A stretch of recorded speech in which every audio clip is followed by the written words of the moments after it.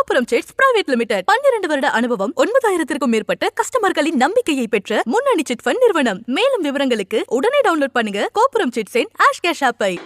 ஆதிதிராவிடர் மற்றும் பழங்குடியின மாணவர்களின் உயர்கல்வி சேர்க்கை உயர்த்திடமும் அவர்களுக்கு நவீன வசதிகளுடன் கூடிய தங்குமிட வசதிகளை வழங்கிடமும் மதுரை, கோயம்புத்தூர், திருச்சிராப்பள்ளி, நீலகிரி மற்றும் சென்னையில் 5 நவீன மாணவர் விடுதிகள் கட்டும் பணிகள் 150 கோடி ரூபாய் செலவில் மேற்கொள்ளப்பட்டு வருகின்றன.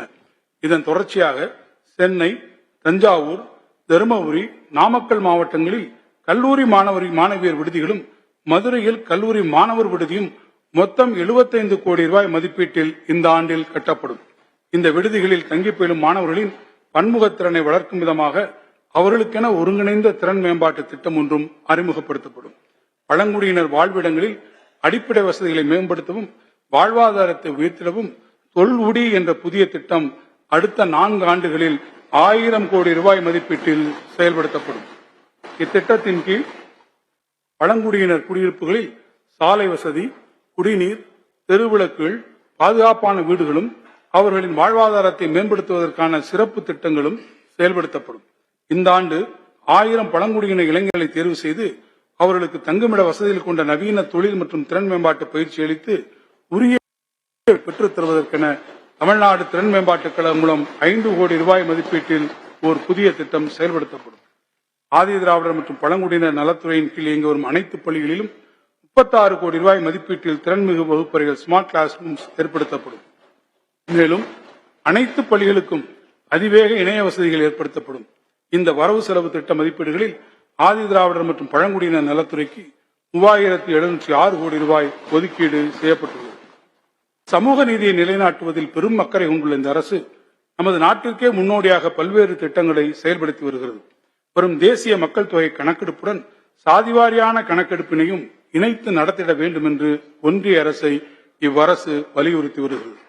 தமிழ்நாட்டில் 1353 பிற்படுத்தப்பட்டோர், மிகவும் பிற்படுத்தப்பட்டோர், சீர்மரபினர் மற்றும் சிறுபான்மையினர் விடுதிகள் செயல்பட்டு வருகின்றன. இவ்விடுதிகளில் தங்கி பயின்று வரும் மாணவர்களுக்கு கட்டணமில்லா உணவு மற்றும் தங்கும் வசதிகள் ஏற்படுத்தப்பட்டுள்ளன. அண்மையில் விடுதிகளில் தங்கி பயிலும் பள்ளி மாணவர்களுக்கு மாதாந்திர உணவு மானியம் 1400 ரூபாயாகவும் கல்லூரி மாணவர்களுக்கு 1500 ரூபாயாகவும் உயர்த்தி வழங்கப்பட்டுள்ளது. கடந்த 3 ஆண்டுகளில் 52 கோடி ரூபாய் மதிப்பீட்டில் 12 விடுதிகளில் கட்டுமான பணிகள் மேற்கொள்ளப்பட்டு வருகின்றன. மேலும் மாணவர்களின் தேவைக்கேற்ப 17 பள்ளி விடுதிகள் கல்லூரி விடுதிகளாக தரம் உயர்த்தப்பட்டுள்ளன.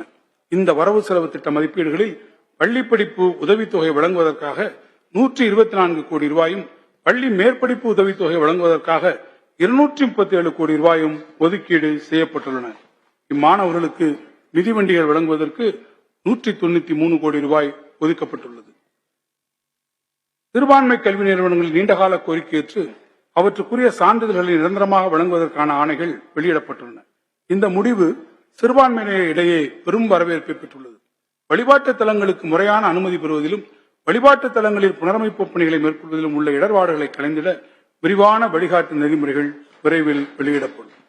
பள்ளிவாசல்களில் தர்காக்களையும் பழுது பார்ப்பதற்கும் சீரமைப்பதற்கும் இந்த ஆண்டு 10 கோடி ரூபாய் மானியம் வழங்கப்படும். கன்னியாகுமரி மாவட்டம், தக்கலை, வேலூர், தென்காசி மாவட்டத்தில் பொட்டல்புதூர் உள்ளிட்ட இடங்களில் உள்ள தர்காக்கள் இந்த ஆண்டு சீரமைக்கப்படும். தேவாலயங்களை பழுது பார்ப்பதற்கும் சீரமைப்பதற்கும் இந்த ஆண்டு 10 கோடி ரூபாய் மானியம் வழங்கப்படும். சென்னையில் சூளை, கடலூர் மாவட்டத்தில் விருதாச்சலம், சிவகங்கை மாவட்டத்தில் இடைக்காட்டூர் உள்ளிட்ட பல்வேறு இடங்களில் உள்ள தேவாலயங்களை பழமை மாறாமல் புதுப்பிக்கப்படும். இந்த வரவு செலவு திட்ட மதிப்பீடுகளில் பிற்படுத்தப்பட்டோர், மிகவும் பிற்படுத்தப்பட்டோர் மற்றும் சிறுபான்மையினர் நலத்துறைக்கு 1429 கோடி ரூபாய் ஒதுக்கீடு செய்யப்பட்டுள்ளது. மாற்றுத்திறனாளிகள் என்ற பெயரை சூட்டியது மட்டுமல்லாமல் அவரது நலனுக்காக பல்வேறு முன்னோடி திட்டங்களை அறிமுகப்படுத்தியவர் முத்தமிழறிஞர் கலைஞர் அவர்கள் என்பதை நாடறியும். அந்த வழியில் நமது மாண்புமிகு முதலமைச்சர் அவர்களின் நேரடி கட்டுப்பாட்டின் கீழ் இயங்கி வரும் மாற்றுத்திறனாளிகள் நலத்துறை பல்வேறு முன்னெடுப்புகளை எடுத்து வருகிறது. உலக வங்கி நிதி உதவியுடன் 1763 கோடி ரூபாய் மதிப்பீட்டில் மாற்றுத்திறனாளிகளின் உரிமை திட்டம் ரைட்ஸ் ப்ராஜெக்ட் செயல்படுத்தப்பட்டு வருகிறது. மாற்றுத்திறனாளிகள் வசிக்கும் பகுதிகளிலேயே அவர்களுக்கு தேவையான சேவைகளை வழங்குவதோடு அவர்களுக்கான வேலை வாய்ப்புகளை அதிகரிக்கும் நோக்கத்தோடு முதற்கட்டமாக 15 மாவட்டங்களில் இத்திட்டம் செயல்படுத்தப்பட்டு வருகிறது. தன்னார்வலர்கள், தொண்டு நிறுவனங்கள் வாயிலாக கடுமையாக பாதிக்கப்பட்ட மாற்றுத்திறனாளிகளுக்கு அவர்கள் இல்லம் சார்ந்த சிகிச்சைகளும் வழங்கப்படும். புற உலக சிந்தனையற்ற மதி இறுக்கம் ஆட்டிசம் ஸ்பெக்ட்ரம் டிசார்டர் உடையோருக்கு தொடுதிறன் சிகிச்சை, செயல்முறை பயிற்சி, இயன்முறை பயிற்சி, பேச்சு பயிற்சி, சிறப்பு கல்வி, தொழிற்பயிற்சி ஆகிய ஒருங்கிணைந்த மறுவாழ்வு சேவைகள் மட்டுமின்றி பெற்றோர் மற்றும் பராமரிப்பாளர்களுக்கான ஆற்றுப்படுத்தல் சேவை, ஆராய்ச்சி மற்றும் மேம்பாட்டு பணிகள் ஆகிய அனைத்து சேவைகளையும் ஓரிடத்திலேயே பெறும் வகையில் புற உலக சிந்தனையற்ற மதி இறுக்கம் உடையோருக்கான உயர் திறன் மையம் centre of excellence for persons with autism spectrum disorders ஒன்று 25 கோடி ரூபாய் மதிப்பீட்டில் சென்னையில் அமைக்கப்படும். இந்த அரசு பொறுப்பேற்ற நாள் முதல் கடந்த 3 ஆண்டுகளில் 1290 திருக்கோவில்களில் திருப்பணிகள் நிறைவு பெற்று குடமுழுக்குகள் நடைபெற்றுள்ளன. நாள் முழுவதும் அன்னதானம் வழங்கும் திட்டம் பழனி, திருவண்ணாமலை, திருவரங்கம், சமயபுரம் உள்ள 11 திருக்கோவில்களில் நடைமுறைப்படுத்தப்பட்டு வருகிறது. திருக்கோவில் சொத்துக்களையும் உடைமைகளையும் பாதுகாப்பதற்கு இந்த அரசு எடுத்த முயற்சிகளின் விளைவாக 6071 ஏக்கர் நிலமும் 25.34 லட்சம் சதுரடி மனைகளும் 5.04 லட்சம் சதுரடி கட்டடங்களும் திருக்கோவில்கள் வசமாக்கப்பட்டுள்ளன. இவற்றின் மொத்த மதிப்பு 5718 கோடி ரூபாய் ஆகும். மேலும் 140 திருக்கோவில்களில் உள்ள திருக்குளங்களை சீரமைக்க 84 கோடி ரூபாய் மதிப்பீட்டில் பணிகள் மேற்கொள்ளப்பட்டன. இந்து சமய அறநிலையத்துறையின் பதிப்பகத்துறை மூலமாக 200க்கும் மேற்பட்ட அரிய நூல்கள் மறுபதிப்பு செய்து வெளியிடப்பட்டுள்ளன. செங்கல்பட்டு மாவட்டம் திருநீர்மலை மற்றும் மதுரை மாவட்டம் திருப்பரங்குன்றத்தில் அமைந்துள்ள திருக்கோயில்களுக்கு கம்பிவட ஊர்தி வசதி 26 கோடி ரூபாய் மதிப்பீட்டில் உருவாக்கப்படும். மேலும் 1000 ஆண்டுகள் பழமையான திருக்கோவில்களில் திருப்பணிகள் செய்திட இந்த ஆண்டு 100 கோடி ரூபாய் நிதி ஒதுக்கீடு செய்யப்படும். தமிழ்நாடு $1 டிரில்லியன் பொருளாதாரம் என்ற லட்சிய இலக்கினை எய்திடுவதில் சுற்றுலா மேம்பாடு ஒரு பெரும்பங்கை ஆற்றிடும் என இந்த அரசு உறுதியாக நம்புகிறது. இந்த நோக்கத்துடன் கன்னியாகுமரி, மதுரை, தஞ்சாவூர், திண்டுக்கல், கோயம்புத்தூர், திருவண்ணாமலை உள்ளிட்ட முக்கிய சுற்றுலா தலங்களில் ஒருங்கிணைந்த சுற்றுலா தல மேம்பாட்டு திட்டங்கள் செயல்படுத்தப்படும்.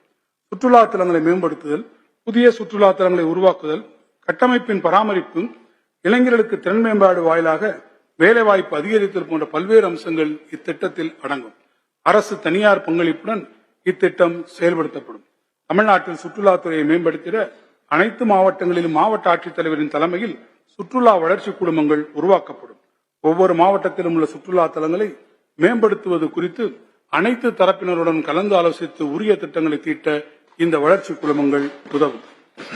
கோபுரம் சிட்ஸ் பிரைவேட் லிமிடெட் 12 வருட அனுபவம் 9000க்கும் மேற்பட்ட கஸ்டமர்களின் நம்பிக்கையை பெற்ற முன்னணி சிட் ஃபண்ட் நிறுவனம். மேலும் விவரங்களுக்கு உடனே டவுன்லோட் பண்ணுங்க கோபுரம் சிட்ஸின் ஆஷ் கேஷ் ஆப்பை.